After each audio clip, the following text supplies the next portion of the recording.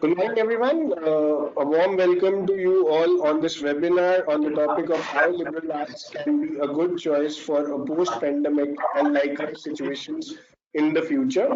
So this is a topic which is very personal to people on the whole and the kind of the career choice that they want to get into. And for that matter, we've invited panelists across the country who are experts in this particular field to share their experiences and thoughts on how this can be a good career option and a good choice post the pandemic and similarly in the situations in future.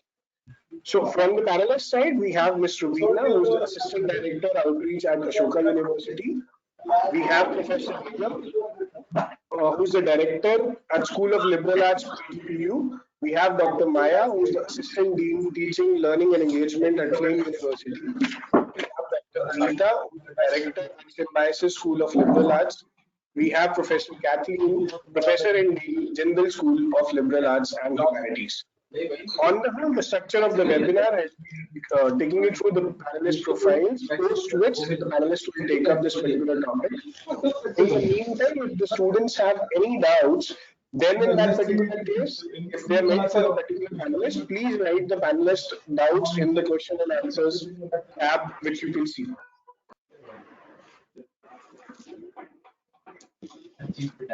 Coming to the panelist profile, the first panelist for today will be Ms. Rubina Singh, who's the Assistant Director Outreach at Ashoka University. She was previously based in Stockholm, Sweden, where she headed India and China operations for a Swedish education technology company. She's an alumnus of Shriram College of Commerce, and Rubina has over a decade of experience in education, edtech, and mental health sectors in India, Sweden, and Southeast Asia. She currently also serves on the board of Swedish non-profit working with Thai orphans in remote villages of Thailand. The second panelist for today will be Professor Kathleen. Professor, and she's the professor and dean at Jindal School of Liberal Arts and Humanities. She's a distinguished American educator, education administrator, and a scholar. She's worked as a consultant at the United Nations Economic, Social, and Cultural Organization, which we know as UNESCO, at its Paris headquarters for many years. For the past 25 years, Ms. Kathleen has built up the global studies and experiential learning programs of the Global College of Long Island University, New York. She's also a founding board member of the Her Story Writers Workshop. The organization offers women the opportunity to create literary works based on their individual voices and experiences, leading to a societal change. She's currently professor and dean at Jindal School of Liberal Arts and Humanities, OP Jindal Global University. The third panelist for the day will be Dr. Anita. She is the director at Symbiosis School of Liberal Arts. Symbiosis School of Liberal Arts is India's first liberal arts college to offer a 4 years honors degree, and Dr. Anita has been the director since its inception in 2011. She's been a teacher for over 35 years, and she headed India's first liberal arts program at Symbiosis Center for Liberal Arts since 2006. She's the only Indian to be a founder member of the Alliance of Asian Liberal Arts Universities. Then we'll have Professor Nigam, who will be sharing his thoughts with us. He's the director at School of Liberal Studies, PDPU. Professor Nigam Dave is the founding dean and director of the School of Liberal Arts at the Pandit Deen Dayal Petroleum University. He has also been officiating as the head Office of International Relations, NCCGOI, has conferred upon him the award of Honorary Colonel. The last panelist for today will be Dr. Maya. Dr. Maya is Assistant Dean Teaching, Learning and Engagement at Flame University.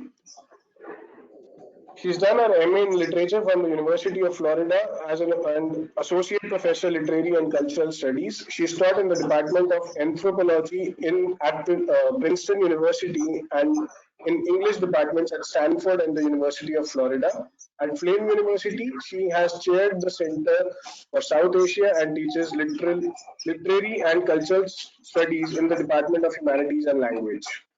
Her research interests include digital humanities, South Asian studies, and cultural studies, and her teaching is focused on the digital classroom and the archiving practices.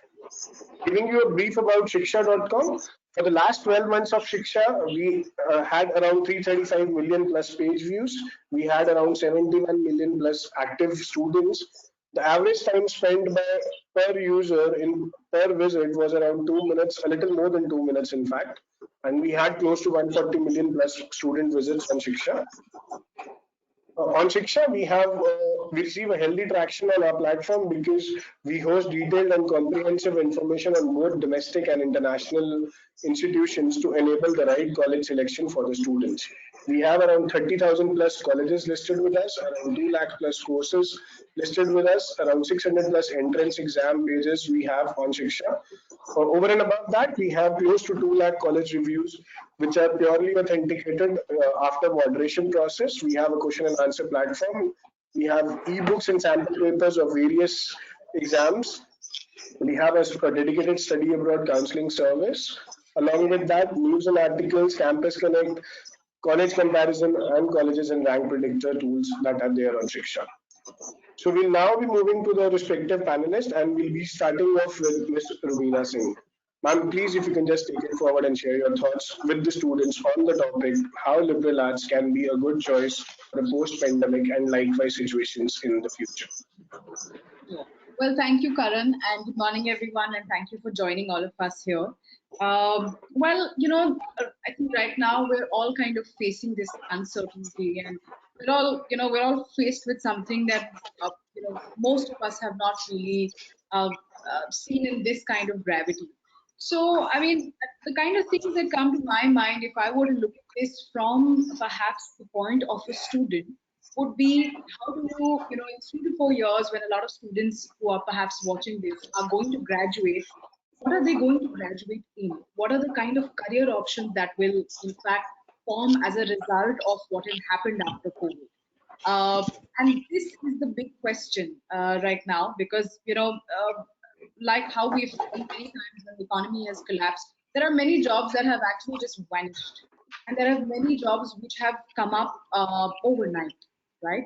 How does a liberal arts degree empower you? Why is it a good choice for students to take up, especially in a situation like this? Well, I would say that, firstly, it's a very empowering degree because knowledge that you gain through a liberal arts degree is not is and I'll give you an example here. Let's say that you're about to solve a problem for which a particular subject that you've not even pursued. But a liberal arts degree will actually empower you to solve a problem in a subject or in a topic perhaps you've not even tried. That's the kind of that's the kind of empowerment that happens through a liberal arts degree. Another thing is that it's very important that the kind of problems and challenges that are going to come up or perhaps that are already coming up, how are you going to solve them? How are you going to become a part of the solution in the future and in fact even now? Again, what happens with a liberal arts degree is that it gives you agility, it makes you fluid. In liberal arts degree, the key is that subjects are so interdisciplinary that they in fact they talk to each other. You're able to connect a concept from psychology to perhaps chemistry. You're able to connect a concept from physiology to biology. And of course, there's a huge range of that. So that's again, and that is really required when you're solving a problem. You cannot be, you can't possibly be from a one track background or a one track education and trying to solve a problem which has many, just multiple aspects to it. So it's very important that one brings in that concept of education, concept of just methodology that you need to follow when you're solving a problem. I think apart from that, it's also very important. Another very important thing that I think liberal arts brings in, and definitely at Ashoka, is that the concept of intellectual humility. That's very important because right now there are so many kids, there are so many people out there who are doing so very well at what they're doing. However, there can often be a sense of pride in that, And I think we've all discovered going through this pandemic is that we all need to work together. We all need to solve problems together. And I think that's where the sense of intellectual humility really, really comes in. You may be doing the best at what you're doing, but if you're not working in a collaboration, or if you're not collaborating, or if you're not, helping other people also solve multiple other problems, then I feel like the whole purpose of having a liberal arts education is somewhere loses its essence. And I think I can very proudly say that at Ashoka we make sure that the kids who graduate out of Ashoka are intellectually very, very humble and are problem solvers, are people who are going to go out there and help their different causes and work together with that. And in fact, for I must because often liberal arts becomes this. We were just talking before that Dr. Anita was mentioning, can often be a very fancy term for parents and for children to to understand that, okay, what is liberal arts? We're all so used to compartmentalization. We're all products of that. We've all been either arts or commerce or science students. So for us, liberal arts means that, okay, that's completely separate. That's probably for kids who don't score anything, or very low marks, but that's not the case. Liberal arts is very much the future, and I must make a mention of this, that in fact in the national education policy that came out just a few months back, the Indian government has in fact made a recommendation to start setting up Indian Institute of Liberal Arts. Now the a similar recommendation was made in the early 70s, when the IITs were in fact established, and that kind of led a lot of people into the whole concept of engineering and all of that. So if this recommendation has been made by the Indian government, this is a very, very strong and a very positive a very positive move, because then the government is recognizing that we require these institutes to be set up. And I'm sure in the near future they will definitely be set up, and which also means that if this happens at the government level, this would also mean that perhaps school education will also follow suit. Of course, it already is. You have the IB and you have the IGCSE, but we definitely need this at the CBSE and the ICSE level as well. So for all the parents and students who are watching, of course you hear a lot about liberal arts, but you sometimes you don't know what it is and you don't understand what it is. You have to understand that liberal arts is not, it's not about social science, or it's not about just following someone who's confused goes and does a liberal arts degree. It's definitely not that. That's a big myth. These are interdisciplinary ways of learning a particular subject. At Ashoka, of course, we offer a major and minor. We do not expect you to in fact declare your major and minor until your third semester. Till then, we have something called foundation courses. Foundation courses, as I often refer to, is, and I think these are present in many other liberal arts colleges as well, are basically, it's like a geometry set. You can't pursue a liberal arts and sciences degree without your foundation courses. So like how you possibly couldn't learn about geometry without a geometry set. So these courses are mandatory. These are very important. They will undo what has happened to you, I would say, in the Indian higher education in class 11 and 12. So they prepare you. Liberal arts prepares you as an individual. We do not look at you as a student. We are not looking at your marks. We're looking at you much beyond your marks. We're looking at your extracurricular, your sports. We're looking at recommendation letters.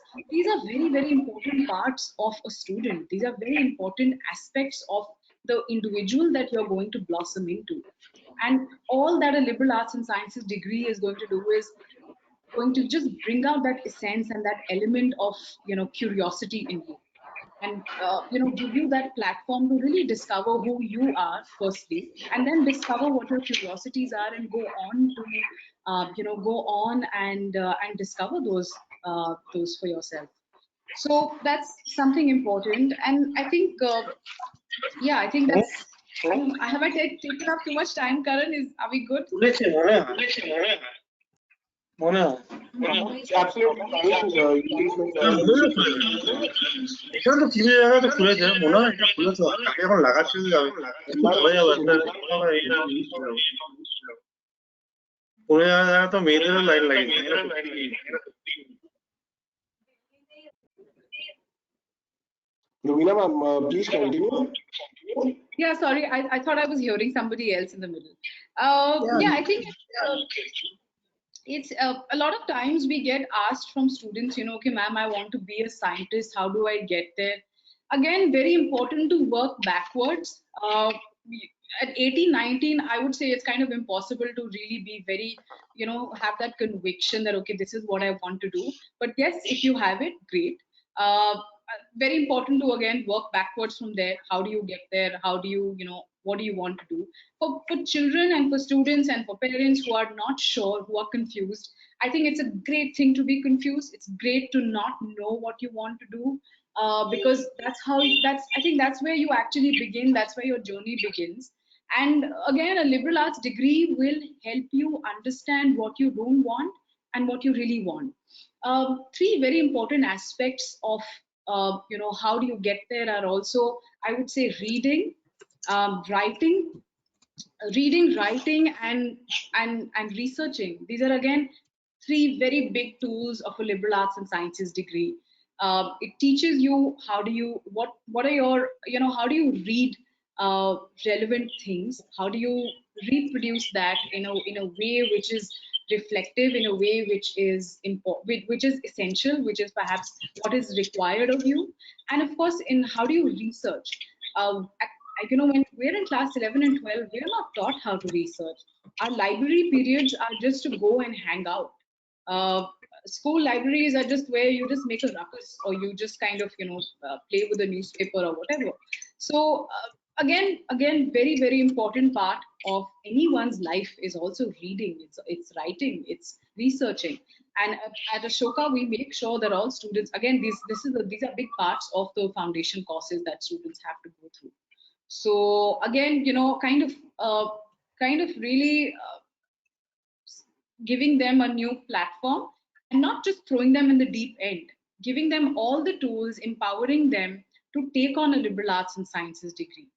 And from all the feedback that we've even had with parents, conversations that we've had with all our parents across India, and in fact across the world, I would say, we've had absolutely great feedback from parents who were initially not keen on a liberal arts and sciences degree, but when they actually experienced, when their children came back from college during summer vacation, so many parents told us that we couldn't believe the kind of conversations they were suddenly having. We couldn't believe the kind of, the kind of reading behavior that they were carrying with them, or the kind of awareness they came back with.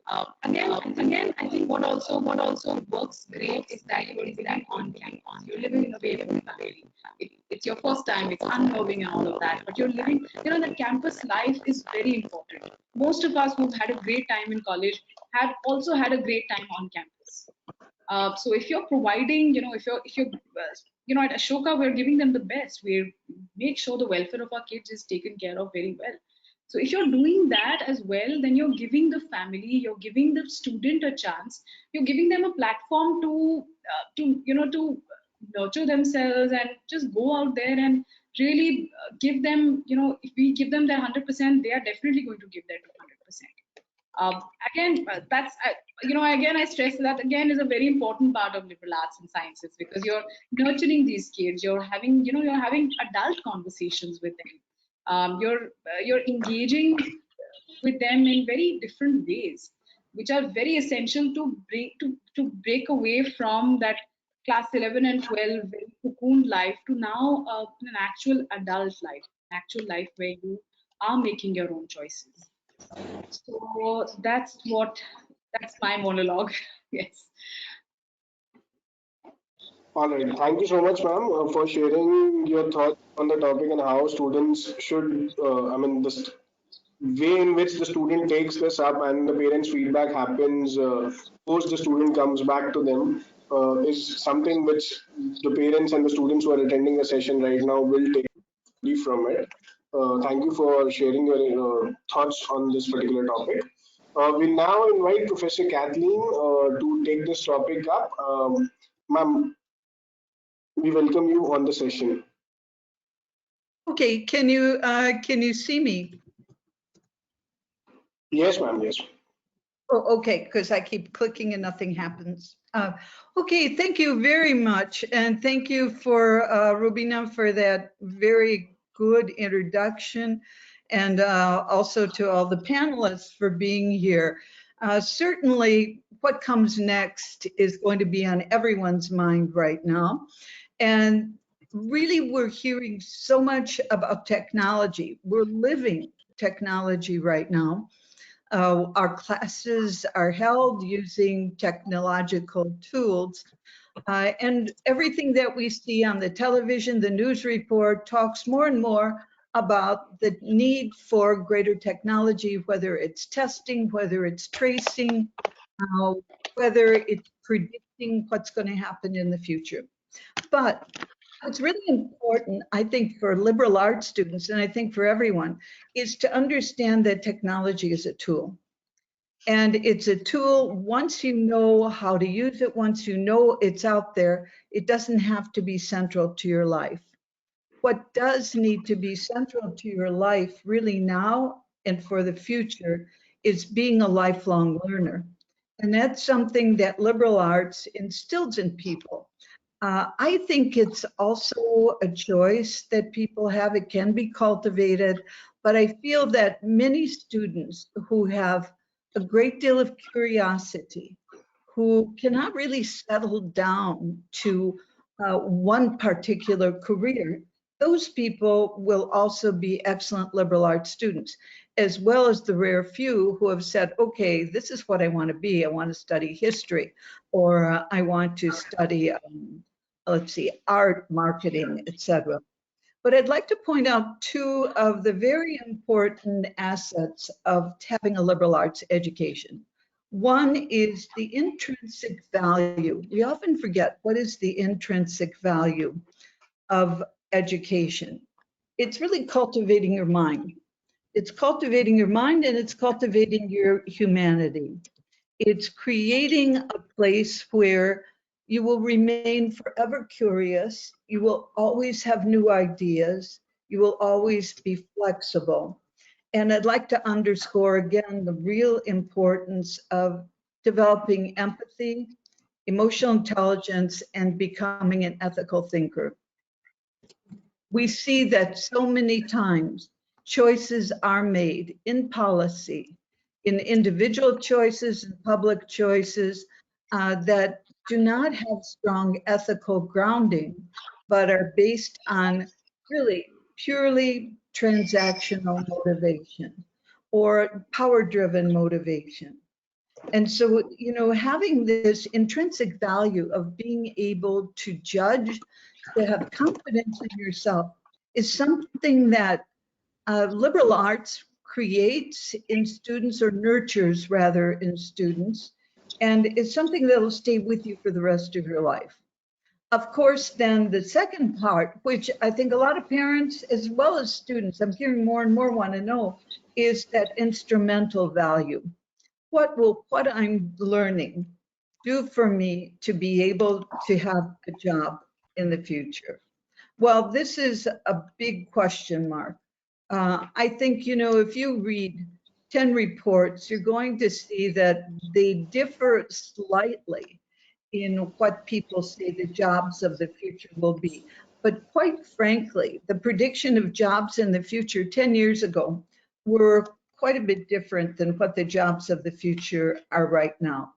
And let's go to the qualities that are being sought after by people who are hiring students or recent graduates. And they want someone who can work with other people. They want someone who is adaptable and flexible. And, you know, we used to hear people say, oh, that's not in my area. That's not something I can do. I often see people who are not students say, I don't want to do this. I'm not trained to do it, rather than saying, how can I learn to do this? Okay. And that also implies that you're willing to understand how to use technology as a tool. You want people who are creative. The problems in the future are really, really going to require a great deal of creativity and just living your life, deciding where you're going to live your life, how you're going to live your life. All of that implies a great deal of creativity, along with critical thinking. Being able, again, going back to those ethical choices, being able to weigh what are the pros, what are the cons of a choice, and being able to understand what's good for me, what's good for the people who count in my life, and what do I want to do in society.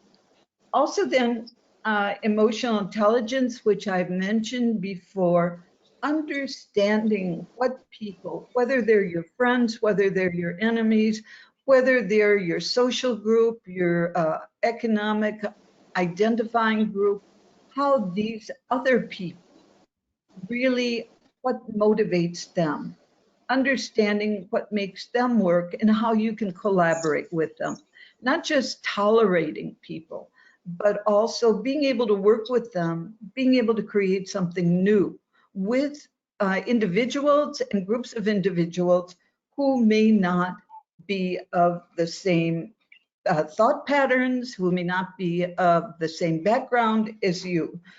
Certainly, in my own situation, having lived in 6 different countries, has taught me an awful lot about being able to accept the differences in people.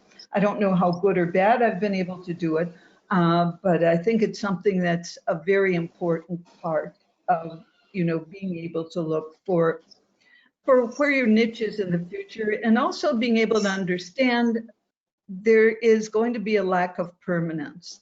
Understanding and accepting too that permanence is not an absolutely valuable part of what we're aiming for.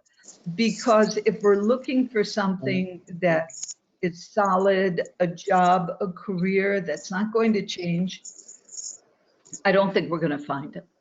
And I think being able to explore what these differences are, what the different options are, is something that's really valuable. So, the liberal arts education offers all of that. How? Well, for one thing, most liberal arts programs, certainly at the Jindal School of Liberal Arts and Humanities, is interdisciplinary. That means that you are able to study from different perspectives, different topics, before you go into choosing a major.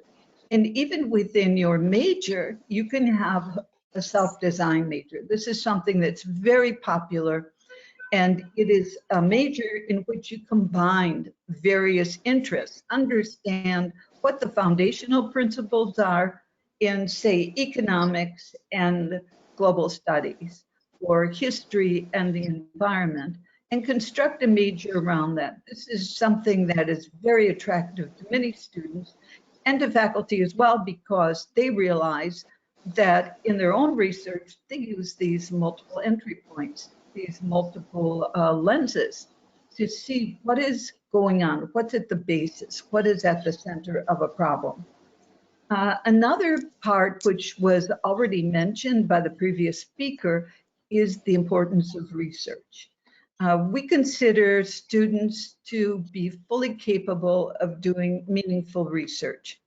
We have 3 courses, the interdisciplinary studies courses, that are research-based in an interdisciplinary way.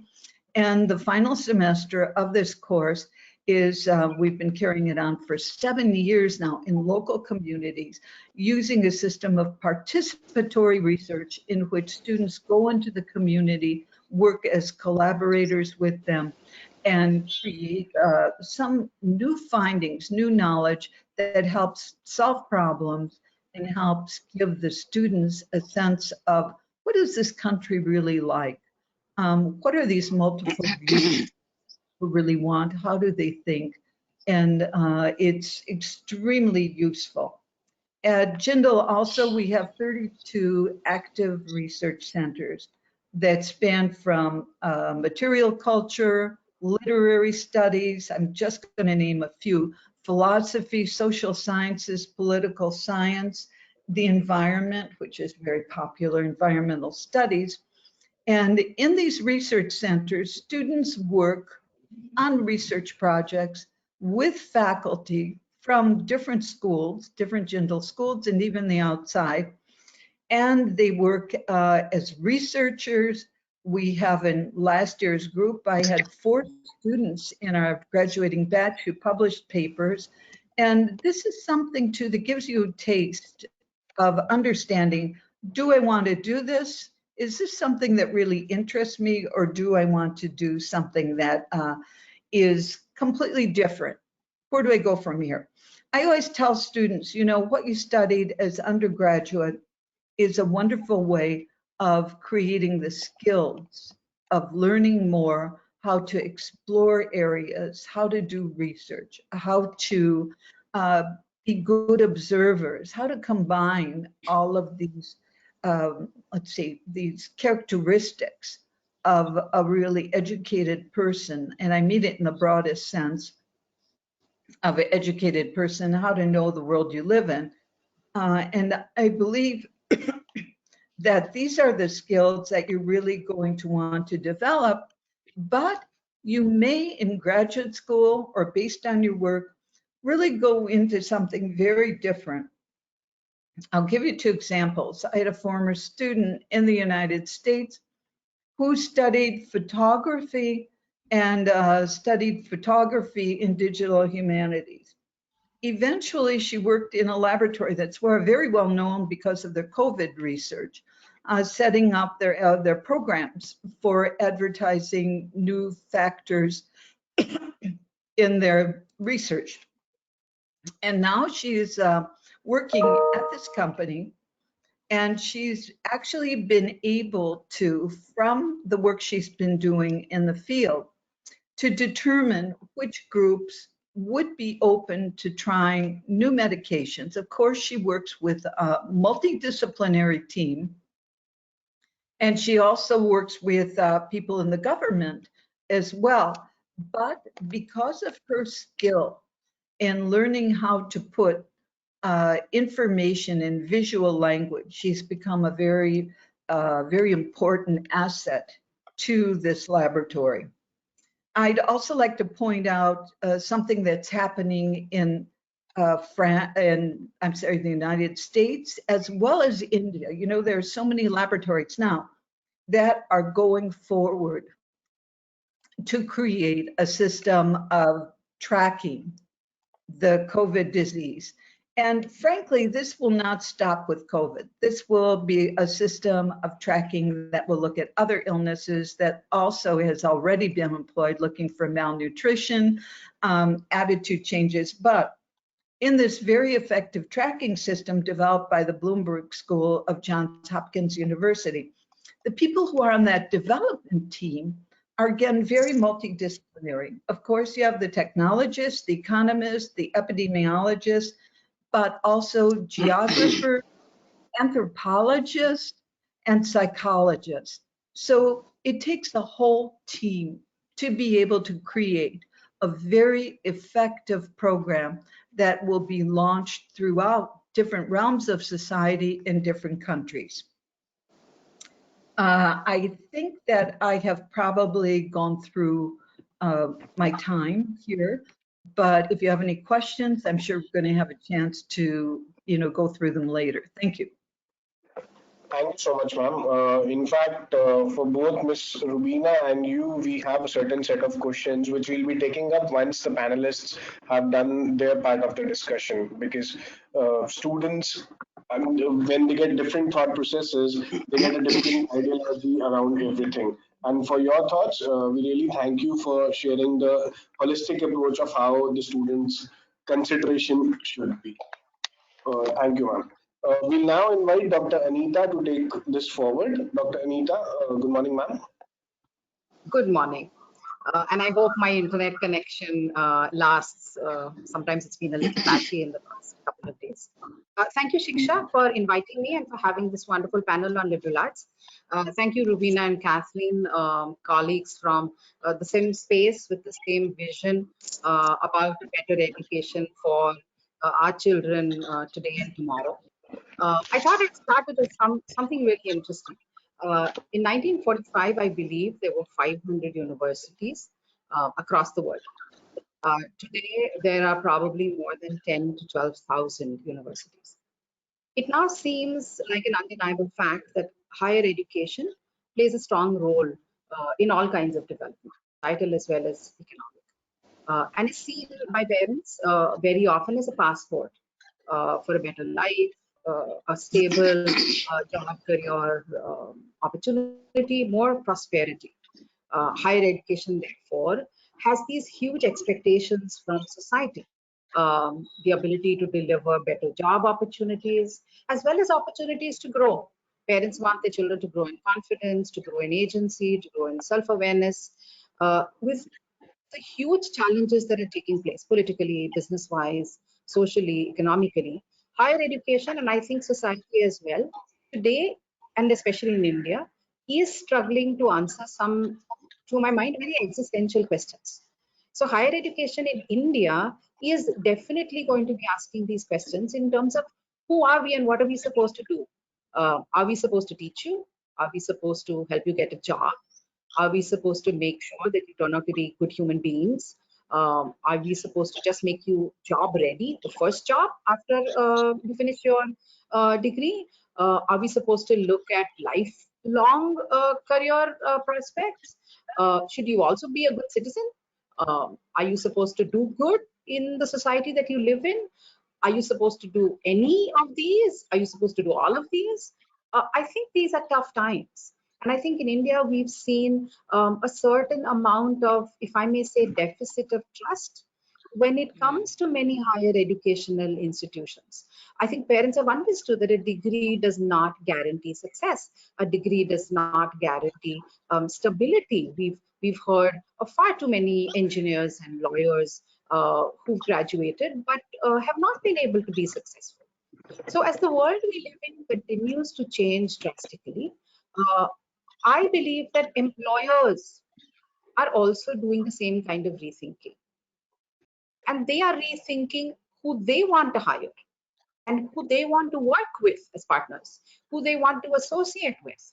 In short, what kind of people do they want to invest in? So, what skills do they want these associates, employees to have? Am I looking at hiring people or associating with people just for my present crop of tasks, or am I looking for a future? And I don't even know what that future is.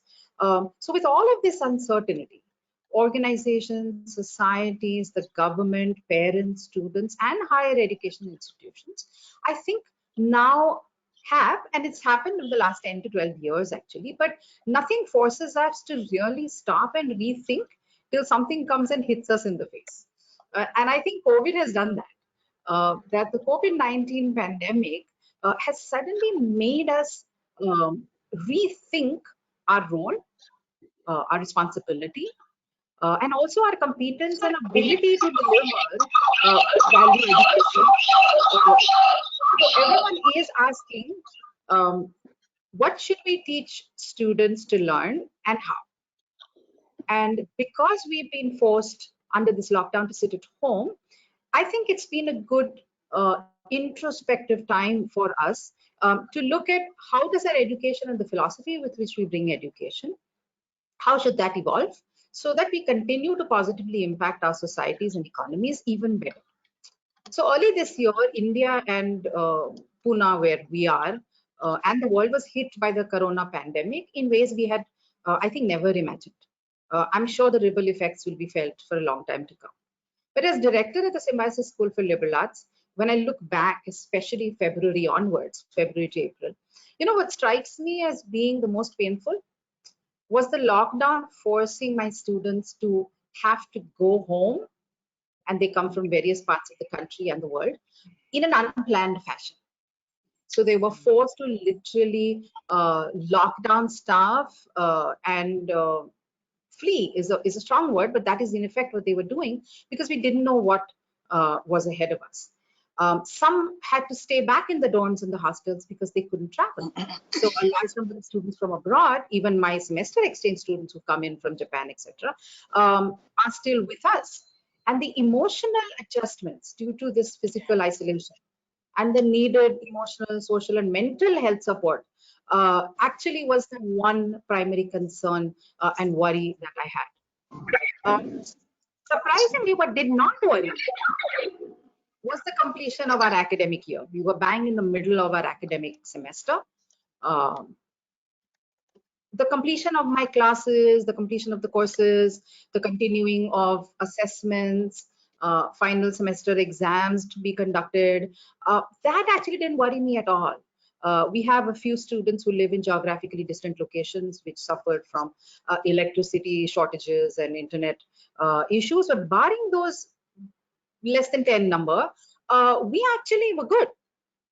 We transitioned easily. We already had a 40% blended learning online component with flipped classrooms, etc. So we transitioned to completely online classes, research mentoring done through Google Hangouts and Meets, assignments being corrected and discussed with faculty. It took us one weekend, and I still remember what that one weekend was. My faculty, and I have about 102 faculty members. We teach 127 courses each semester. Those 102 immediately made a WhatsApp group, we made a Gmail group, and then we were just sharing. I think 80% of the faculty were comfortable with this new educational technology. Some of them were not. So the weekend was about learning from each other, adjusting that. And then Monday morning, 7:30, we were back in class, which to me was satisfying. That our liberal arts program and the strong faculty that we have, and I must say this in addition to the many good things about a liberal arts program that Rubina and Kathleen have said, is that I think teachers who choose to teach at a liberal arts college choose to make teaching and mentoring their primary focus.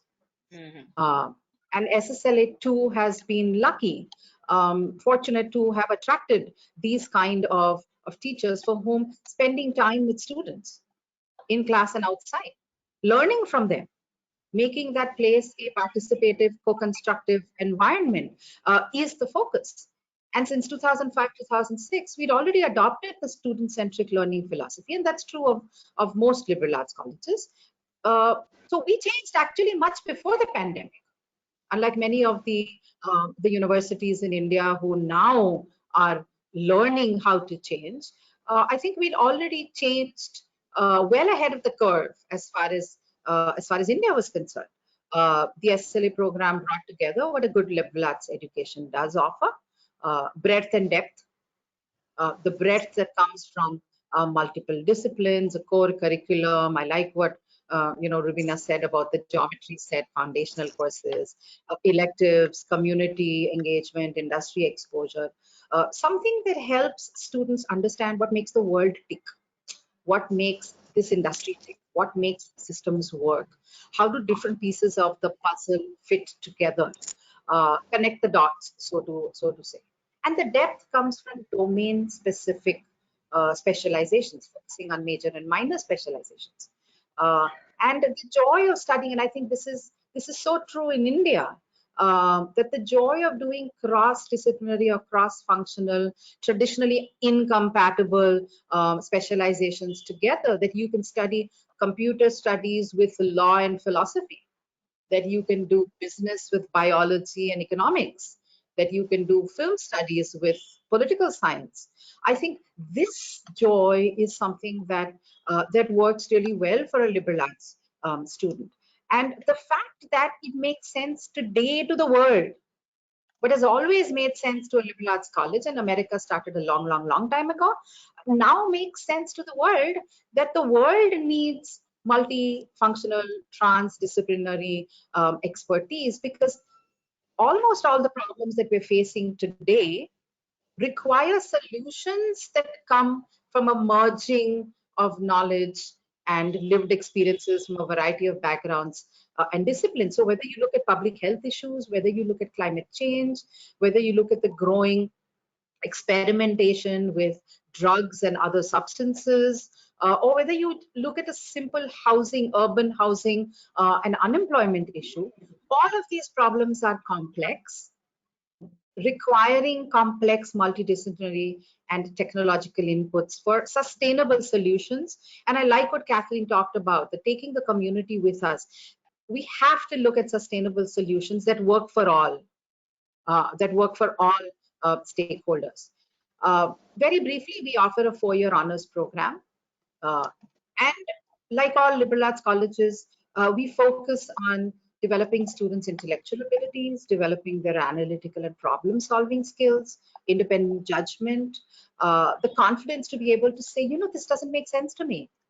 I don't agree with the majority, and I'd like to share with you why, the logic behind why I am going against the stream.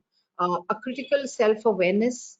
I love what Rubina said when she talked about intellectual humility, because that's something that we keep telling our students as well, is that we are so privileged. And I want parents to hear this. We are in such a privileged situation to be able to consider choosing an educational program like this that empowers us.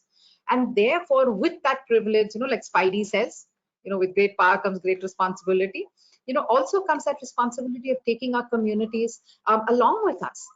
And the good thing is the program helps boost career readiness. And career readiness, not just through academic work, but through internships and networking and research projects and live projects that we do for the government and for not-for-profits and for the private sector. And for employers, and Kathleen has talked about this, for employers, these are valuable skills. When they look at well-prepared potential employees who will have a seat at the table even during a downsizing. Who's the guy who you're not going to get rid of in a downsizing effort? It's going to be the guy who brings the maximum to the table. This is what they're looking at. They're looking at the broad-based skills that are required across industries, across jobs, across hierarchies. Typical liberal arts foundations, critical thinking, teamwork, effective oral and communication ability to work with digital, cross-cultural understanding, the ability to work in fluid and matrix setups. They also, of course, require domain knowledge, which is job-specific expertise and skills. And we try to do this, to build in this breadth and depth, and therefore help create and nurture graduates who have flexibility, agility. Lifelong learning is, I think, one of my colleagues talks about. Because you know what? My father had one job. I have had 4. The ones who are younger are probably going to have 10 different jobs in a lifetime. They're probably going to move from one career across to another, from one industry to the other. Why choose a program that will get outdated in its knowledge? Why not invest in a program that gives you transferable skills, 360-degree understanding? Something that the current crisis has shown us is that we can hit the ground running. I think under normal circumstances, we would have said, I can't do this, I can't learn this. Some partner saying, I've never cooked before in my life. Somebody else saying, I've never worked with software before in my life. The crisis has shown us we can hit the ground running. We can adapt at a minute's notice. We can learn new skills if we want to. We can adapt. I mean, my 88-year-old mother has learned how to use a smartphone because you don't have a choice. So I think this is a great, kind of reaffirmation that the human spirit doesn't get bogged down and that we can learn. We've also learned that there is no crystal ball that's working here. No one expected this. I mean, the fanciest guys who predicted the future with all their fancy salaries, they did not tell us that something like this would happen and disrupt life so elementarily. So collaboration, creativity, and constant urge to learn, they are key. There is no age limit. And I think what Rubina or Kathleen said is true, is that our students have gone back to their families and their families are amazed. They said, who knew this 19, 20, 21-year-old kid could think so critically and so logically? I think the need for parents is to understand that a liberal arts program brings together very judiciously, and I think judiciously is really important to me, of face-to-face learning, mentoring, peer-to-peer learning, a lot of group activities, a lot of community projects, a research-based orientation to thinking. Imagine you're CEO of a company who's been hit by COVID. Your ability to critically think, to not panic in a crisis, and your ability to understand newfound knowledge and experience is going to be key. So your ability to do research and be comfortable with scientific thinking is key. Problem solving opportunities. They have made our students and our faculty, and as a result, their families better equipped. So we moved on with more collaborative sessions. We announced sessions with our international collaborators. In fact, right now we are offering with 11 international collaborators COVID conversations, 90-minute sessions, where students have a safe space to talk about how COVID has impacted them and research based on that. Online magazines are being published by the students on a regular basis. News bulletins are being out, and they're bringing together their understanding of a discipline with their understanding of digital and visual, all of that. I think what's key for us at SSLA is that students have agency over their own learning decisions. I think students have learned to take ownership of their own learning. This is what I'd like to learn. This is the kind of assessment I'd like to do. I'd like to assess your course outline, and I'd like to have a discussion about it. So students are encouraged to think critically, creatively, interdisciplinarily in all their classes, and to take this mindset into their lives after graduation. The low faculty-student ratio, to be honest, is a privilege a liberal arts college has. I cannot imagine, I used to teach at the University of Pune for 27 years. I cannot imagine doing this with 120 students in class. Our small classroom sizes, we have minimum 6 to maximum 16, gives us, this individualized attention, greater research and problem solving, mentoring and opportunities. And like I said, professors who've prioritized their teaching and mentoring role even over their own publication. And I thank the Lord every day for these teachers. So the crux is the quality of engagement between students and faculty. Credibility comes from the education and growth the student receives. I think parents in India have got this. The credibility of an institution and the value of higher education is not in that piece of paper, is not in the degree. It's in the deep learning opportunities, in the mentoring and the peer-to-peer learning opportunities, and the transferable transdisciplinary skills that they learn for a lifetime. The desire to choose to be a lifelong learner, curious to face the future, with a sense of wonder and not fear, by taking our communities along with us in this journey, I think is the crux of a liberal arts college. I'm very happy to be here. I'm a great proponent and supporter of the liberal arts ideology. I was bitten by this bug in 2002, and since then I'm its greatest advocate, if you ask me. So more power to the liberal arts educations in India. We need more of them, because as Rubina said, the national education policy draft dreams of this, and we all know how difficult it's going to be for all Indians to get this kind of an education, but the more, always the better. Thank you so much, Shiksha, for inviting me, and I look forward to questions if you have any. Thank you so much, ma'am. In fact, it's indeed a pleasure for us to host you here.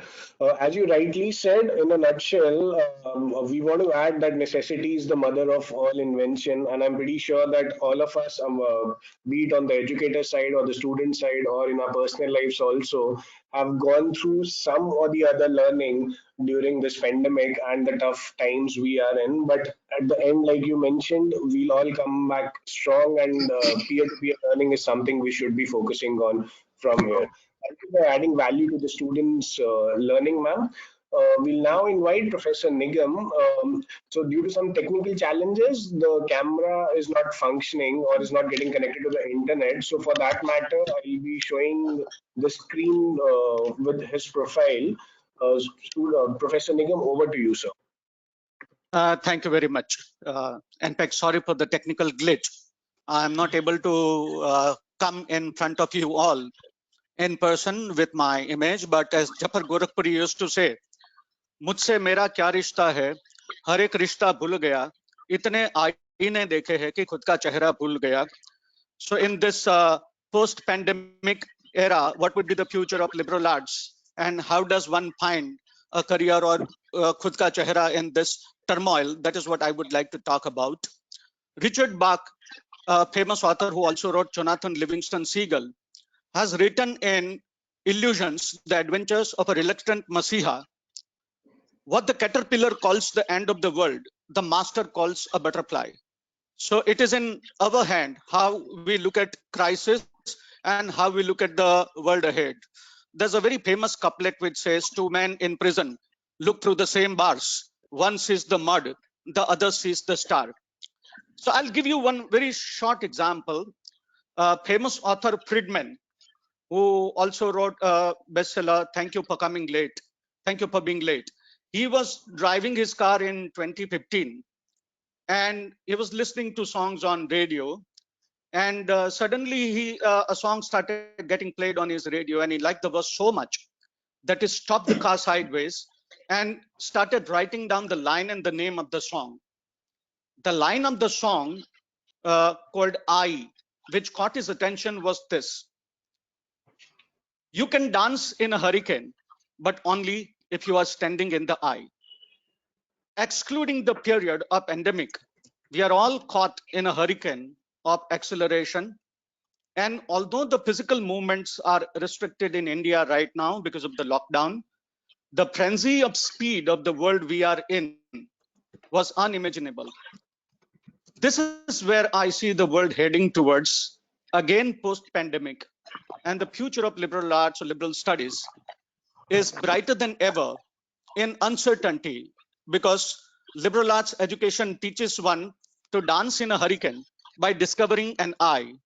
Because in the eye of a storm, there is a dynamic stability, which is an antithesis in itself. With technological disruptions all around, liberal arts or humanities also cannot remain aloof.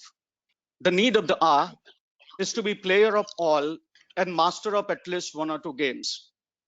With Industry 4.0 sweeping all human endeavors, human manual work might become less, but therein lies the opportunity to completely recreate new ways of life creatively, and therein lies the importance of liberal arts.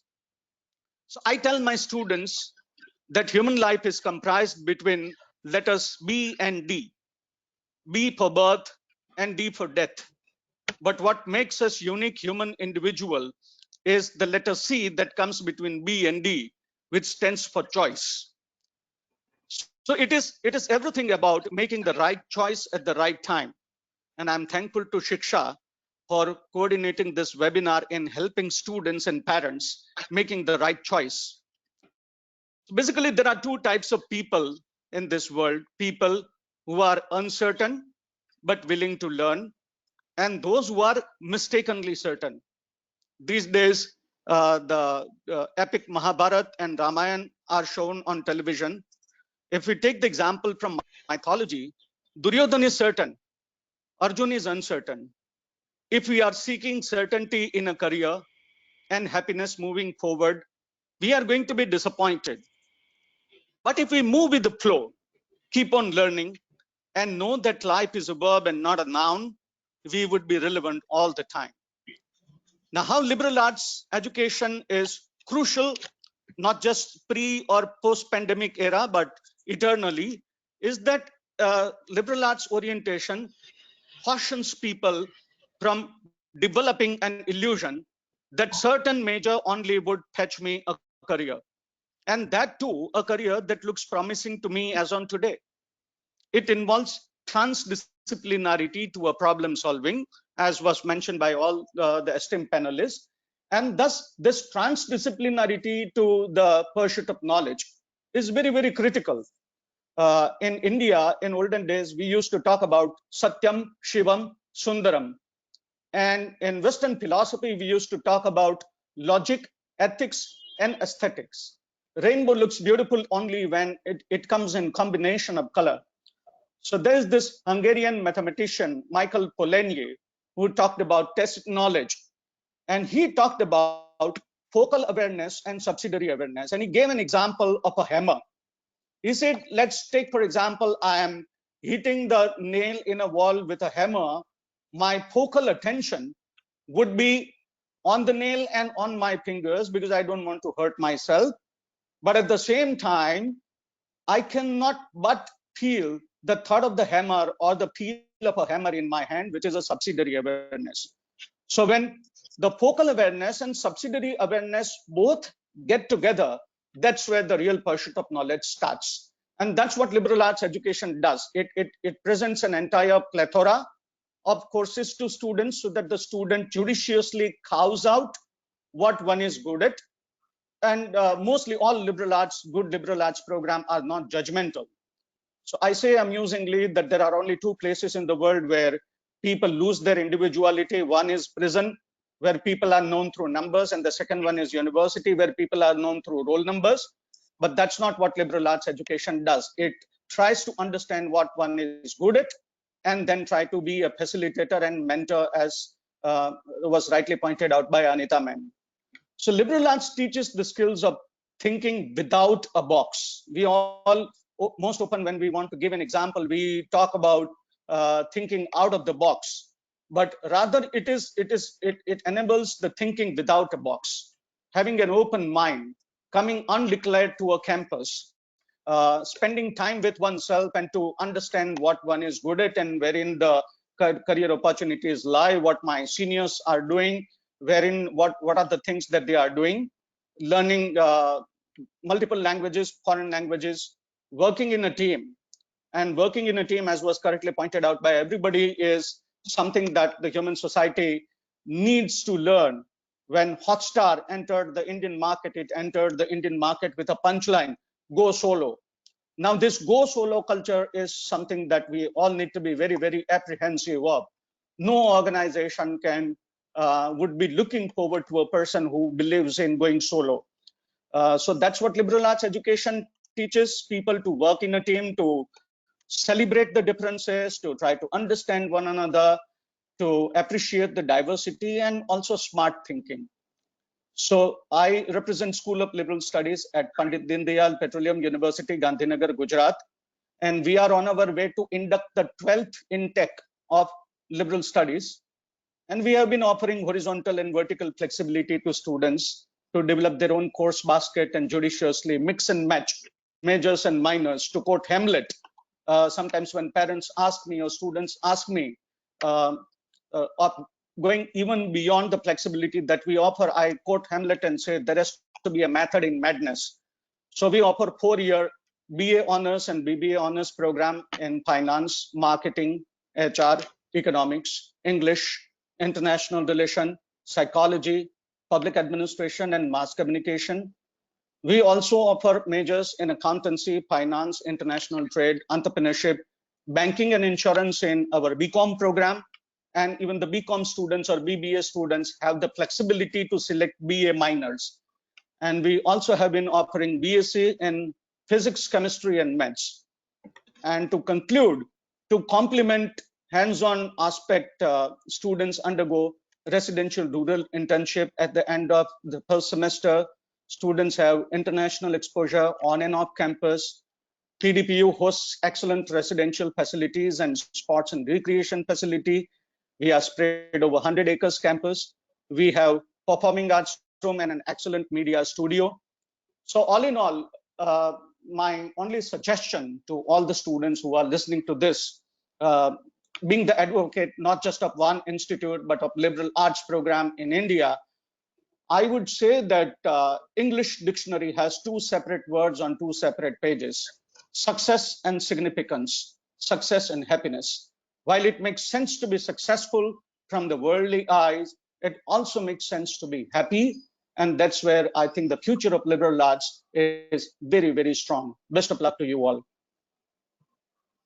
Thank you so much, sir, for taking us through the examples of Mahabharata and Ramayana, to making sure that peer-to-peer learning, in addition to what the earlier panelists also said, And in fact, I believe that students who want to opt for this particular career with their respective choice of the institutes or colleges, they'll be far more superior in terms of the learning that they'll be getting as an open learning.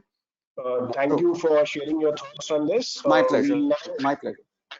We'll now invite Dr. Maya to take us through her thoughts on the particular topic. Yeah, thank you so much. As the last speaker, I'm going to be referencing a lot of what's come before me. And to sort of, I think, situate this conversation in the context of where we are, what I will actually be sort of discussing is the value proposition of liberal education in a time of so much ed tech and so much digital technology, right? So as Anita mentioned, higher education has always been the path to historical aspiration. All of these ongoing changes are forcing us to contend with this question, which is what is the purpose of higher education when we can't predict the jobs people will have, or the fact that you can take a class online, right? All of this really throws into crisis the older models that have existed. Both at Flame, just as in Symbiosis, we have moved online for this last semester, and we were forced to do so. We did it very swiftly in pretty much a weekend, just as you did, where we got 200 courses online. And this was, as you also said, possible because of teacher commitment. So there is something specific, I think, about liberal sort of education institutions where the motivation and the faculty drive comes from a sense that the student is a person, right? You're not just sort of offering a course and moving on. To sort of give you an example in terms of what they call MOOCs, right? MOOCs are massive online open classrooms. Often participants can range from 1,000 people. In the case of Stanford's machine learning course, there were 1 million enrollments. So to understand that educational technology and higher ed has existed in a digital realm, but in a very different sense, right? That focus was on course delivery. And if anything, our experience of what has been remote learning, which is very different from online and other blended sort of courses, a remote learning sort of response to Corona that forced us into this realm has made us nostalgic for our old classrooms. What we had by way of nuance when we were face to face in the classroom was often severely challenged, right, by our limited understanding of learning as delivery, which is the model of remote learning.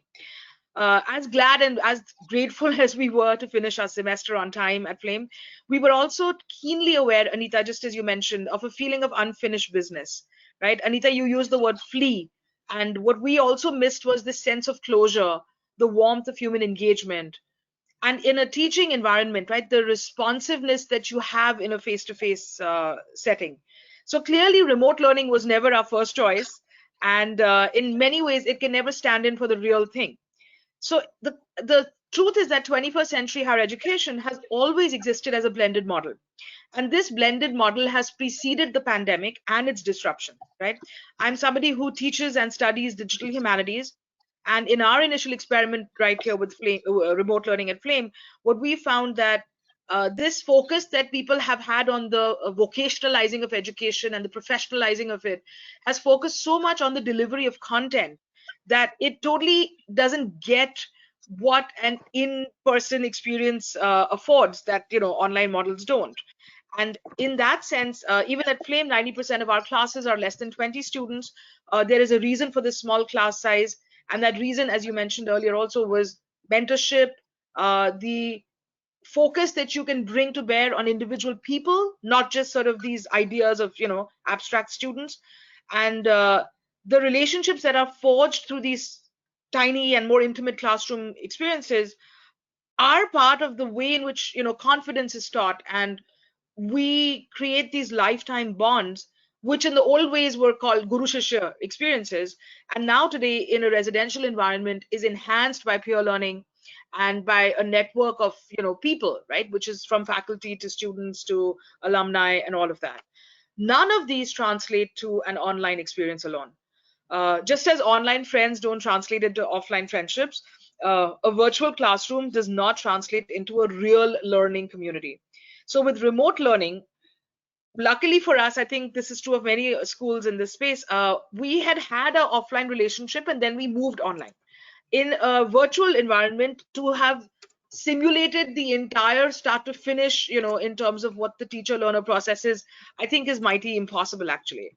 So I want to address an even more fundamental question that has arisen in the wake of Corona, which is that what is it that makes liberal education different from the online experience? Many of us are facing a future in which a lot of college courses may have to be offered online for reasons we cannot control.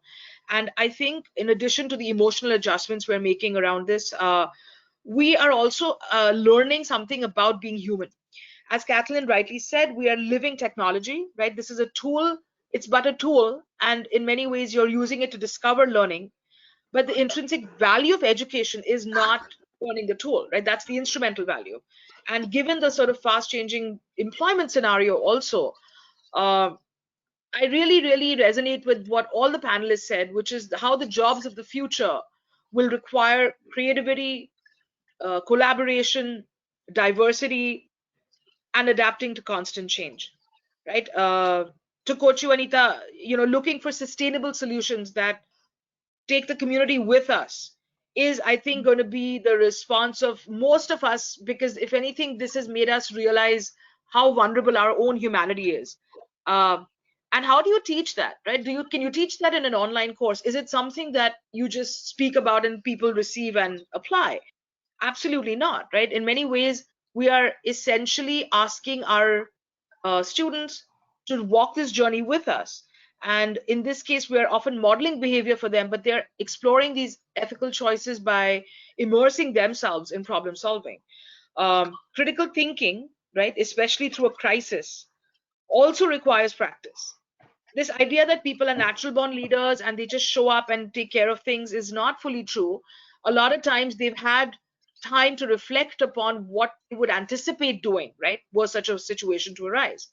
So, if anything, the curricula of liberal arts colleges is the opportunity to solve a problem. As Rubina said, reading, writing, and research, right, are the cornerstones of a liberal education. The journey itself begins with a question. The Indian sort of obsession with asking kids, right, what do you want to be when you grow up, assumes that you know the answer to this question. But if you already know the answer, where is the quest? Where is the journey? And the truth is that even those who thought that they had the answer are now contending with a changing environment. In the old days, there were only two jobs to do, medicine and engineering. And even that environment is changing, right? You have AI and robotics revolutionizing medicine, and you have engineers looking at no jobs. So even the known skills require new skill sets. And given that employers are changing their requirements, how are we planning for this future, right? So this idea that I know where I'm going is so bogus, especially in this time. If anything, coming back to the idea that higher education was the path to aspiration, colleges are the space where we house that aspiration. We need a system to house this quest, and we call that space liberal education. By allowing for this space between exploration and to truly taste sort of what the diversity of learning is, we need to allow for the possibility of discovering the spaces between disciplines. Through a discovery of these interconnections, we discover innovation, right, in liberal arts colleges. Shiksha apparently reviews 30,000 colleges in India and 200,000 courses. The numbers are boggling, in fact. We have 1.4 million schools in India and 600 entrance exams. So the question is, why should anybody pick this and not that, right? And I just want to reinforce the fact that if we have learned about anything from this crisis, right, we have understood that these digital tools that we're using in the wake of this disruption are just tools, and our yearning remains for the real world. We, of course, learn in the school of life, but many students and many faculty are, I think, appreciative now of the human bonds that go into higher education. And we hope that we will emerge from this a whole lot savvier, but also a whole lot more appreciative of where college is and what liberal education can do for India. Thank you. Thank you so much, ma'am, for sharing your thoughts on this particular topic. In fact, we at Shiksha also believe that the world will be a better place, and after this pandemic is over, Mhm. similarly, on your lines, topics like these, the students who pursue these will make the world, will contribute to the world in an equal way. Yeah. Thank you again, all the panelists. We'll now be taking up all the questions which have been asked by students. Firstly, I'll be taking up the questions which have been asked for specific panelists. So this question has been asked by one of our attendees, Ms. Garima, and this question is meant for Ms. Kathleen and Ms. Rubina. How do you see the liberal arts topic or the course or the specialization coming in the form of e-learning? Do you think that practically it is possible to replicate the same efforts in the form of online learning for this particular topic? Ms. Kathleen, if you want to start. Yeah, if I understand correctly, then what the question is, how do we, what is the specialized learning? Is that what she means by key learning? Basically around the topic of liberal arts on how e-learning in this particular topic will ensure the same output from the user, from the student, as it was in the form of an offline learning. No. Yeah, I don't think it's assured. I think there are going to be elements are going to be pros and cons. So for one thing, students who engage in e-learning will be able to acquire a skill. They'll be able to acquire a skill in agility in using the tool, the particular tools of social media, e-learning, and become quite innovative with them. I'm amazed at how much students are able to create, to interject in e-learning courses. I think, as everyone said, that reaching out, that human element, that ability to see each other, if you want to put it broadly, to catch the vibe of a classroom, working with other people, you're not going to feel it, because we tend, unless we learn how to be real performers, all of us, students included, I think that we kind of have a deadpan face and we go forward with. But this said, there is another, area, and that is you don't have to go into rote learning. I think it's up to a collaboration of student and faculty to see how they can get very creative in what they're doing. And I think that that's a possibility, but I am a proponent of at least blended learning where you may use the tools of the internet technology, but also you really have to have that human engagement. Thank you so much, ma'am. Ms. Rubina, if you want to add something here. Yeah, well, thank you, Garima, for your question. I think the main part is that liberal arts is not a particular degree, it's a way of learning. And of course, we all have to adapt. And, I can tell you, I can give you an example from how Shoka is adapting. We're in fact bringing in many more faculty from all the collaborations we have with the Ivy Leagues, which was earlier not possible because of the travel. So I think the great part of, this whole thing that has happened has been that we have been able to bring in faculty from, Harvard, Yale, from Dartmouth, Stanford, from basically the best universities are now going to be interacting with our Shoka students online. So I think that's been one of the great positive points of bringing the classroom online. Yes, like Kathleen said, where there is a pro, there will be a con as well in any situation. The cons are, of course, as everybody's pointed out, the human factor in a classroom, which is so very important. The need to engage along with your peers, along with your teacher, and peer engagement and peer learning is a big factor of any kind of education. So yes, there are pros and cons, but we all have to, I think, wait and watch before we make any assumptions also. I think perhaps it's too early to right now also kind of say that, okay, this is how it's going to be, or this is how the learning is going to get affected. This is a very I would say uncharted territory for everyone, for us sitting here as much as, for all of you watching. So we can all kind of, again, share and tell you what it could be, tell you what we are all doing, and then take it from there. Karan, if I may add, even though the question Please, wasn't ma'am, for me. please. Yeah. Please, ma'am. I think to add to what Kathleen and Rubina said, and I agree with both of them. I think the third point that's really important for me is also the fact that at present, the e-learning options that are available for us to use are kind of limited. I think they've been created for like a mass delivery of information to people who, for whatever reason, are not able to go to class or continuing education. But the kind of education and the delivery, the kind of value that a liberal arts college would be looking at, I think liberal arts colleges would have to invest horrendous amounts of money in creating these special customized online modules. So I'm not saying that e-learning is not a possibility. I'm sure it is. But I'm sure it's going to be really, really expensive, and you'd have to really work on that. At present, I'm not aware, and I could be wrong, of e-learning abilities and capabilities that deliver the kind of value and the kind of engagement that a liberal arts college is based on. I think very often parents and students they miss the forest for the trees. Multidisciplinary, as long as I'm studying a bunch of subjects, then it's liberal arts. That's one part of it.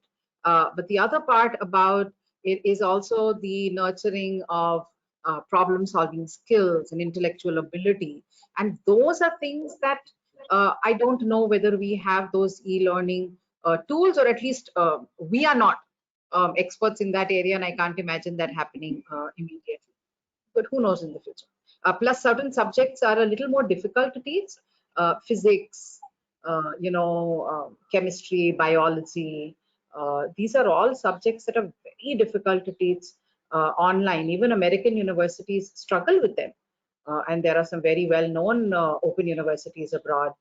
They struggle with it, and they have to actually make facilities and kits and equipment, laboratory facilities available. So those are issues that still need to be ironed out.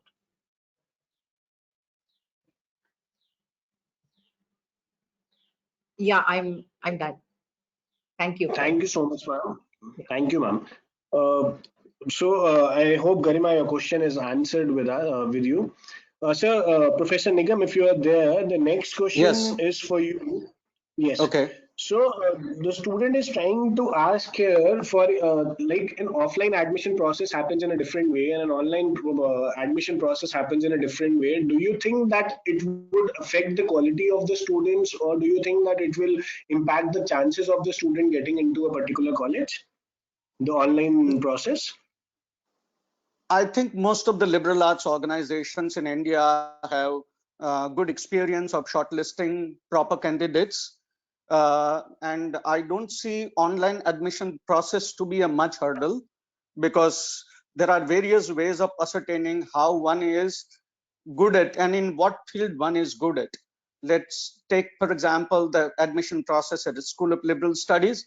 We generally evaluate students on the basis of their performance in exam, then a creative writing essay. Then we also take personal interview. We used to go to various centers to take examination. This time we would be doing the video interviews with students, and we allow that flexibility to students even in the admission process for interview also. So for example, if a student says I'm good in painting, or I'm good in music, or I'm good in something, we allow the student to come up with that performance during the video interview itself. And as far as the confidence of the educational institute is concerned, I think every student is a good student. It's just that the student requires a polishing touch, and that's where all good organizations should feel very confident of whatever students I'm getting. I, as a school, need to have the capacity to transform the life and to bring that much desired improvement that the student wants in himself or herself. So I don't see much difficulty there. Of course, the need of the hour is to change the entire admission process, that I'm sure all people are doing.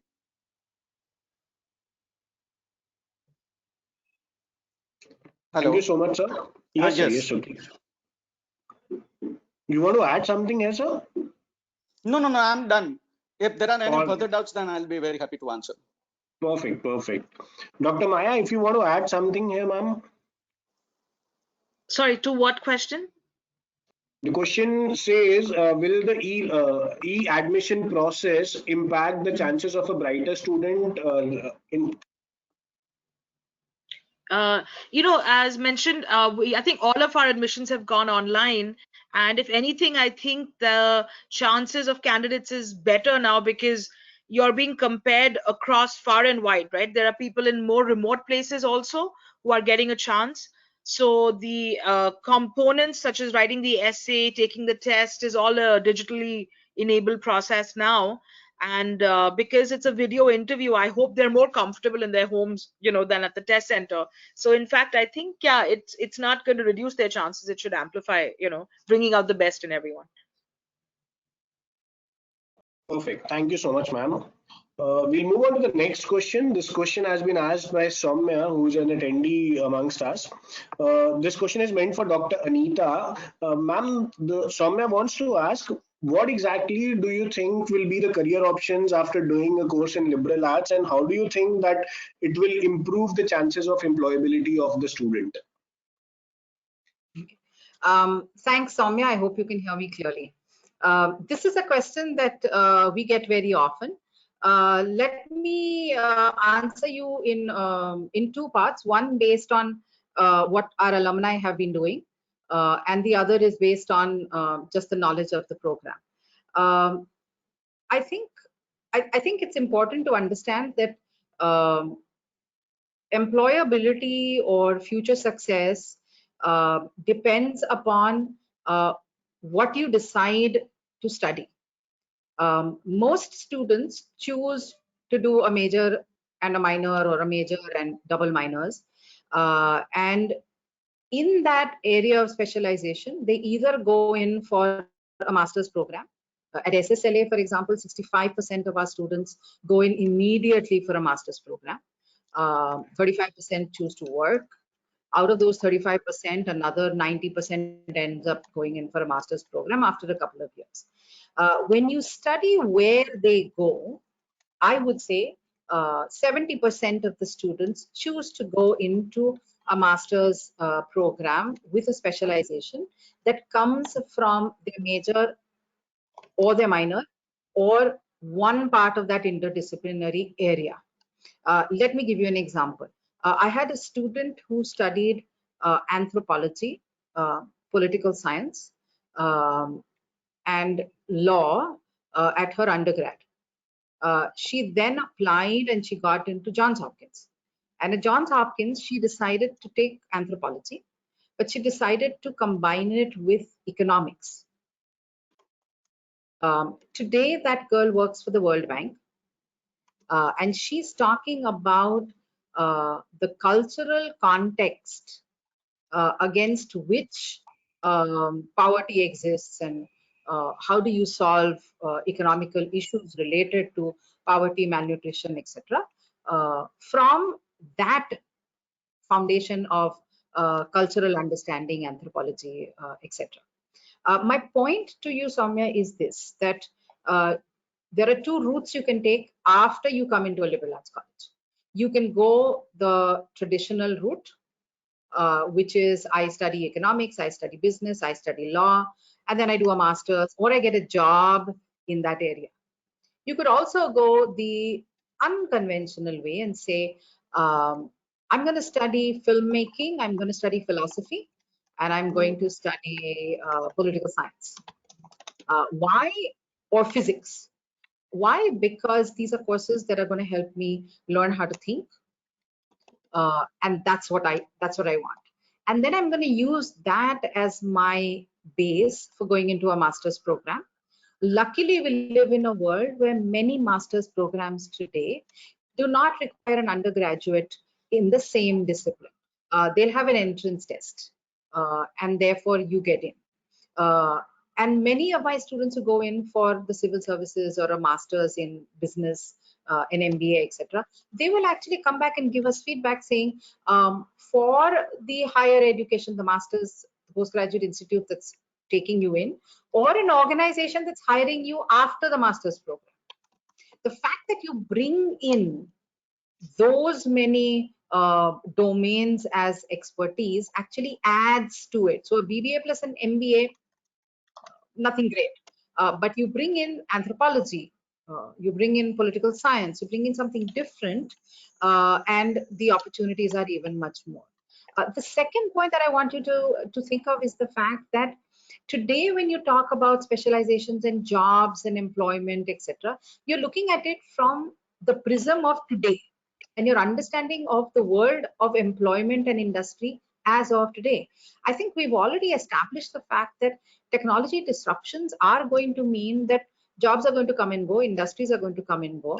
I think Maya talked about the fact that some jobs are going to die out and some jobs are going to come afresh.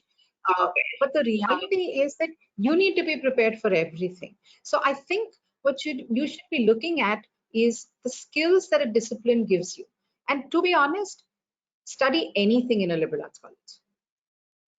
You will learn the same things. You will learn how to think. You will learn how to analyze. You will learn how to problem solve. You will learn how to do research. You will learn how to logically look at problems. And those are actually the skills that you're going to rely on in the future.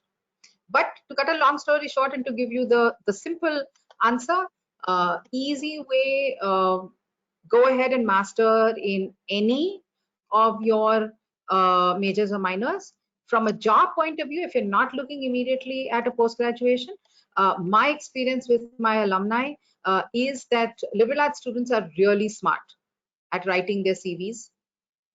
They are really smart at projecting the skills and abilities that they have. Let me give you let me end with a very simple example. We had a student who studied law, economics, and computer studies. She got a job immediately after graduating with Uber. Till date, she had the highest salary that a fresh graduate of ours ever had. And do you know why? Because Uber said, we rarely find people who combine computer understanding, because it's based on a computer-based digital platform, with an understanding of how people think and how people work and research. So I think you focus a little more on skills and you should be fine. I don't know whether that helped you, Soumya, or confused you even more. In fact, that some part of it was actually a part of our next question, which states about how does a student opt for a specialization. Ma'am, now that you've spoken a lot about this particular thing, we'll want that particular topic to be hit on from your side.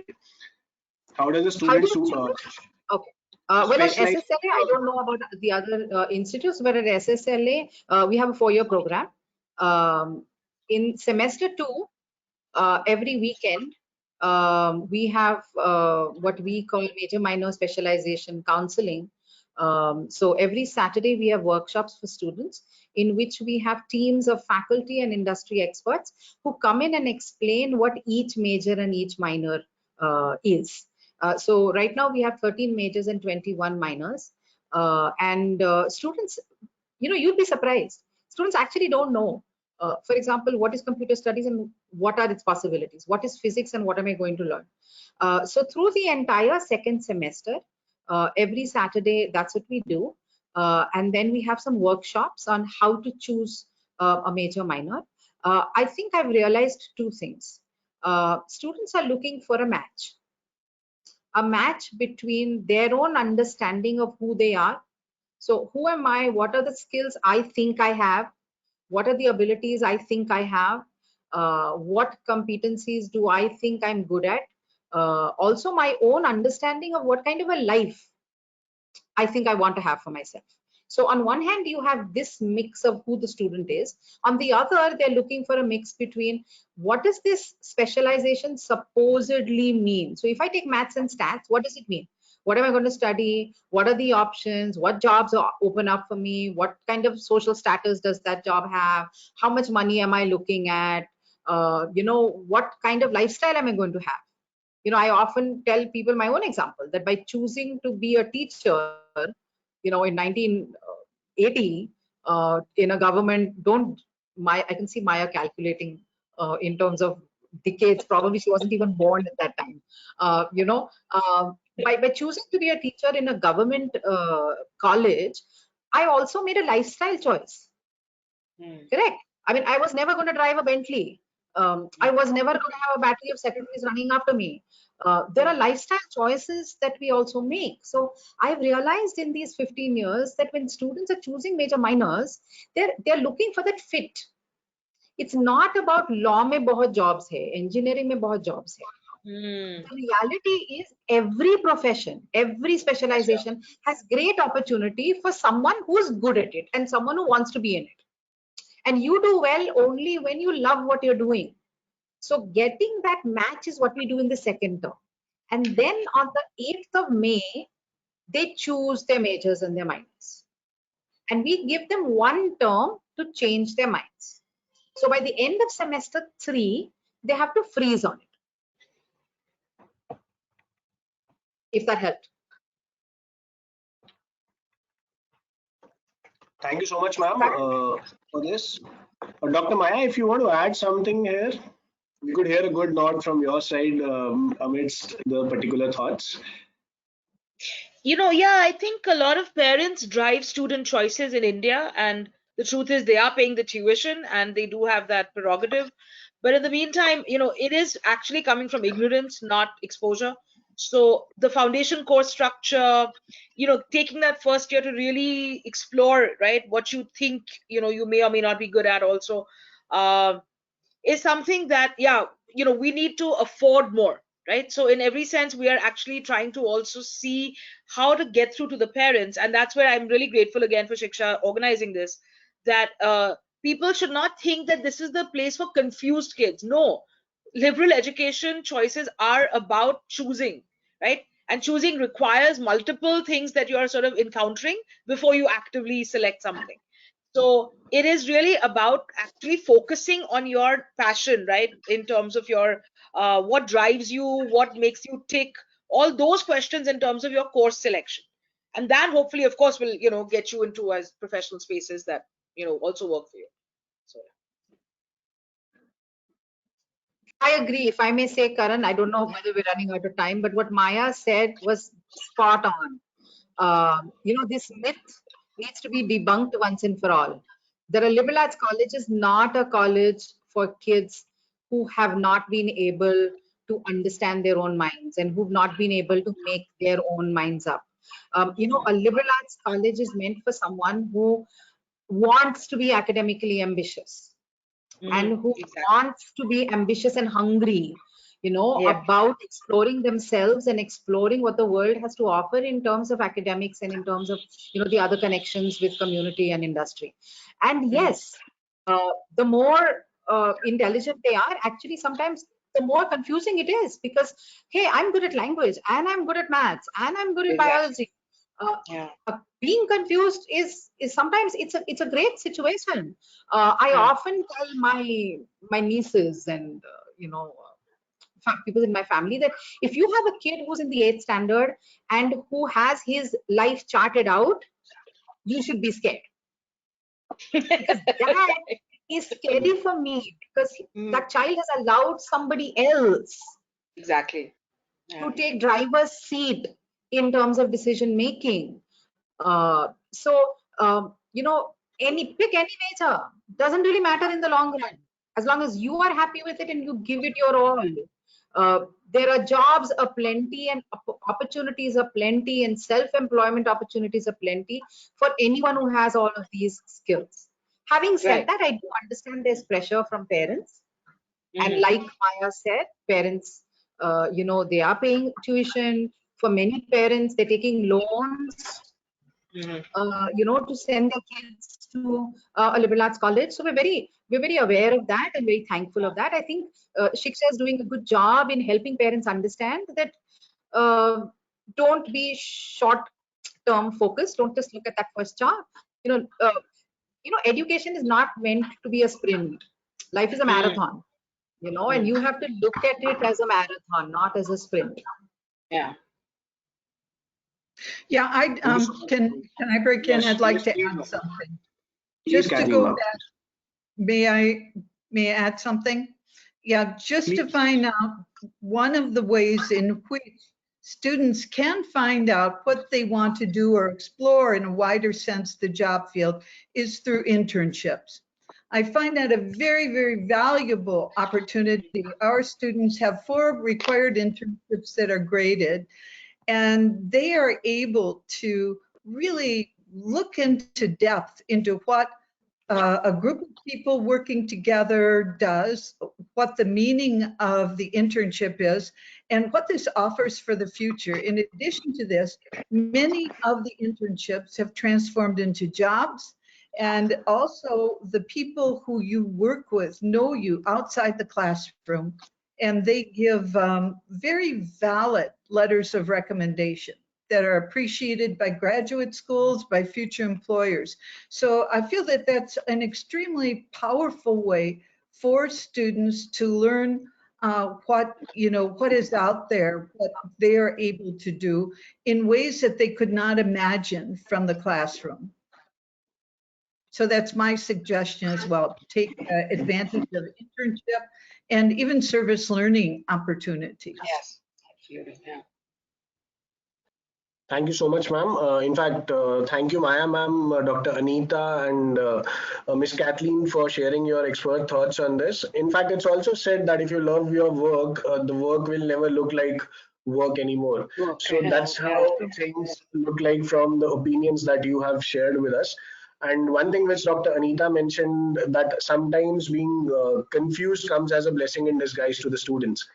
And we've seen various movies based on that, and that's how things should be for students, where they are open to explore career options in the field of their passion and interest. So we'll quickly take wrap up this session by getting a 30 seconds or a 1 minute comment from the panelists. We'll start off in the order in which the panelists spoke. Ms. Rubina, if you have any last words for the students on how the decision making and how things should be for them, for people who are trying to opt for liberal arts as a course. I think it's important to just I feel like, make use of your curiosity, make use of the confusion, make use of what you feel, is. I mean, make use of the confusion. Don't compartmentalize yourself. Don't let that happen to you.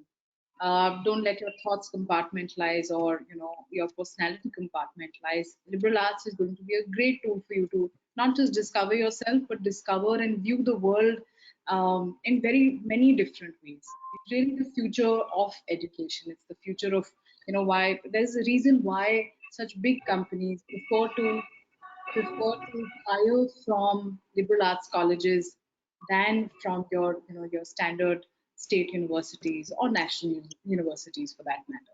Recognize the fact that this is really the next part of the world. Going to be it is the future of the world, and become a part of that change. I think that's what we really require right now. Thank you. Thank you so much, ma'am. Ms. Catherine, if you want to add something for the students in the last 1 minute. Oh, yes, I will. I would say that when you're applying for a program, I would take advantage. For example, we offer, interviews. We require interviews with faculty, and also the opportunity for students to speak with other students. I think there's a great opportunity, because when you're speaking to faculty, you'll get one perspective. When you're speaking to students, I think you'll get a really honest perspective as well. So I would go forward with these opportunities. Also understand that liberal arts is very rigorous. It is rigorous. It's challenging in ways that you probably never have encountered. It's not a lot of memorization. It's a lot of thinking and deep thinking. I'm very pleased to see that all of us who are on the panel have so much in common. I think that speaks so well for liberal arts in India. And I'm very proud to be part of this, this growing group of educators in the country. Thank you. Thank you so much, ma'am. It's been indeed a very insightful session, given that all the panelists were almost on the same lines of their words. students would have got definitely benefited from it. Dr. Anita, if you want to add something here. Yes, thank you so much, Karen. Um, I think this corona pandemic and the resultant crisis, has shown us that the world is going to change very fast and very often with consequences we've never imagined and sometimes not very happy. What the industry often calls VUCA, volatile, uncertain, complex, ambiguous. Technology will come and go, it will become outdated, something new will come in, existing jobs will vanish and new jobs will be created. I think there will be plenty of opportunities for people who are ready to embrace this change. This, however, needs a mindset that needs to be curious and ask questions, a cultural conditioning to work with diverse groups collaboratively, and a confidence that comes from within, which is based on, transdisciplinary understanding, agility, flexibility to face the unknown happily. Most students here who are at this webinar will probably take up a variety of jobs and careers over the next 20 to 30 years. Many of you will move across industries and sectors. And I think you deserve an undergrad education foundation that serves you and this future well.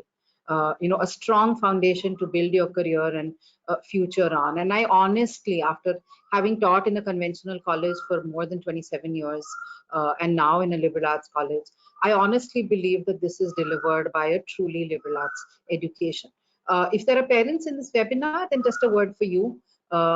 Asian parents always talk about children as a greater responsibility, and very often the word investment, very sadly as a teacher, I even came across ROI in a conversation that I had with a parent. For parents, a liberal arts education is a great investment. It's a great investment of your money and of your child's time, energy, and effort. Because it prepares them for this wonderful dynamic future and whatever surprises and shocks that life will have. Ultimately, our success, whether it is in our families, our communities, or the organizations that we work in, will depend upon the response that we give to these situations. And education must be a foundation. Why choose? I mean, why?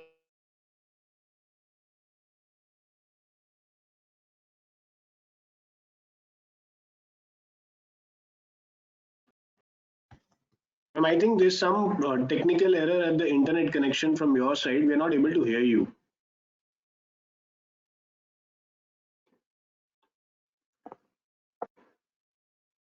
Finally, for their own learning and for their lives and the decisions that they make. I think all the liberal arts colleges that are there on this panel today, and definitely SSLA as well, I think, we've reached that credibility inflection point, if you may call it that, based on our liberal arts experiences, that we have an ability to deliver the learning outcomes that you actually want. Sometimes you may not even be aware of them, but that's what you want for your child ultimately. And the agility of a program that can hit the ground running, whatever the need, and will evolve in response to what's happening in the world. Thank you. Thank you so much, ma'am. We'll now invite Dr. Nigam to please share his expert last 1 minute thoughts with the students. I'll just end with the lines of Prasun Joshi's poems in Hindi, which is very much applicable to the uncertainty and the dynamic world. The lines of poem say, जिंदा डूबे डूबे रहते, मृत शरीर तेरा करते हैं, उथले उथले थप थप करते, गोताखोर खुशी होते हैं, स्वप्न वही जो नींद उड़ा दे, वरना उसमें दार नहीं, लक्ष्य ढूंढते हैं वे जिनको वर्तमान से प्यार नहीं. So my best wishes to all the people present here, and I would urge them to be dynamic and to keep on learning, because life is constantly challenge, and I'm sure if you have the repertoire with you to face these challenges, we all can be very, very successful. Thank you. Thank you so much, sir. All the best. Yes. Dr. Maya, if you want to add something here. Everything's actually been said. I just invite people to explore us on digital media, since there are so many of us who are doing webinars and you can sample, right, to some degree what the flavor of what we're theoretically describing would look like in real terms. So yeah, so please check us out on Twitter and look out for webinar registrations and such, and please join. Yeah, thanks. Thank you so much, ma'am. Uh, Given that all the panelists were for majority of the time were on the same page, and what was the success of this webinar is that the thought processes which came with respect to peer-to-peer learning, the student introspecting, came as a concluding evidence from all the panelists that we have. So all in all, the Thank you. students, considering that the career option with respect to liberal arts is there, they should be in the right frame of mind to opt for a career like this.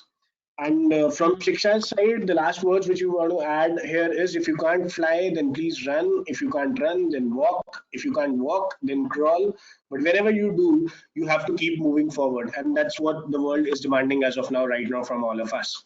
On behalf of shiksha.com, I thank all the panelists once again, Ms. Rubina, Professor Nigam, Dr. Maya, Dr. Anita, and Ms. Kathleen for taking out their time and sharing their insights on this particular topic with the students. Thank you so much, panelists. We loved hosting you, and students, thank you so much for being a part of this amazing session. Thank you. Thank you. Thank you. And thank you, students and parents, for attending. Yeah. Thank you so much, and all the best to all the students.